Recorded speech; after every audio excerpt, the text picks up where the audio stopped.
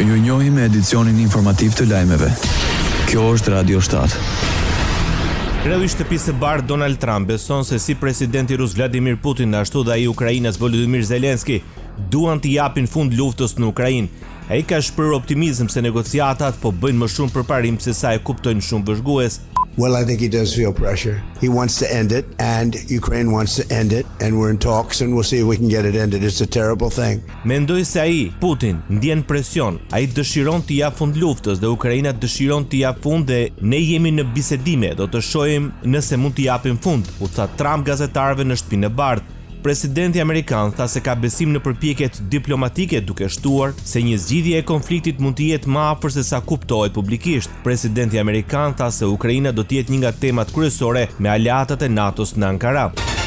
Udhëheqësit e NATO-s planifikojnë të zbulojnë marrëveshje armësh me vlerë $10 miliardë në Ankara për të treguar se po i kushtojnë vëmendje thirrjeve të Shteteve të Bashkuara të Amerikës për të mbrojtur Europën përpara se t'i bashkohen presidentit Donald Trump për një samit. Qeveritë europiane do të njoftojnë marrëveshjet në një forum të industrisë së mbrojtjes së NATO-s përpara se Trump të fluturojë për të takuar me presidentin turk Recep Tayyip Erdogan dhe të bashkohet udhëheqësve të tjerë të Aleancës Ushtarake për samitin i cili fillon me një darkë të martën në mbrëmje. Sekretari i përgjithshëm i NATO-s Mark Rutte tha muajin e kaluar se anëtarët europianë të NATO-s dhe Kanadaja shpenzuan $90 miliardë më shumë për mbrojtje në terma real në vitin 2025 sesa në vitin 2024, duke arritur në një total prej më shumë se $570 miliardë, një rritje prej rreth 20% në një vit të vetëm.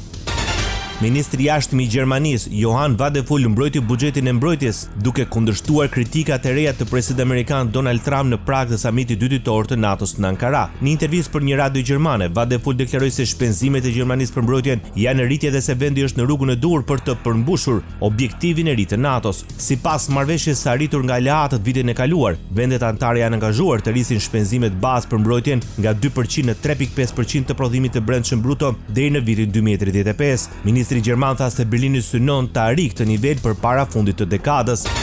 Ministri i jashtëm i Turqisë paralajmëron se siguria europiane nuk mund të reduktohet në Bashkimin Evropian. Hakan Fidan bën thirrje për një qasje më të gjerë duke theksuar rolin qendror të Turqisë në arkitekturën e sigurisë së kontinentit. Fidan bën thirrje që NATO të përqendrohet në ndërtimin e kapaciteteve strategjike afatgjata dhe jo vetëm në reagimin ndaj kërcënimeve ekzistuese, thanë burime diplomatike. Sipas tij, kapaciteti i industrisë së mbrojtjes së NATO-s nuk duhet të shihet vetëm përmes një kornize të përqendruar të Bashkimit Evropian, duke përshkruar vende si Turqia dhe Britania, të dyja me industri të fuqishme të mbrojtjes si partner natyral dhe thelbësor në bashkëpunimin evropian në fushën e mbrojtjes.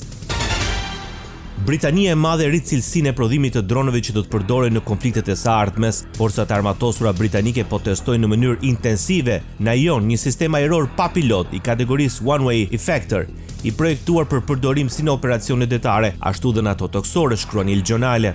Pas mësimeve të nxjerra nga lufta në Ukrainë, Marina Mbretërore dhe Ushtria Britanike po testojnë kapacitete reja të përdorshme në distancë për të përballur me skenaret të ardhshme, duke fokusuar tek efikasiteti dhe shumë funksionaliteti, i ndërtuar me fibër karboni dhe pajisur me një motor mikroturbin. Në janë mund të arrijë një shpejtësi 450 km/h dhe ka një rrezë veprimi nga 150 deri në 200 km.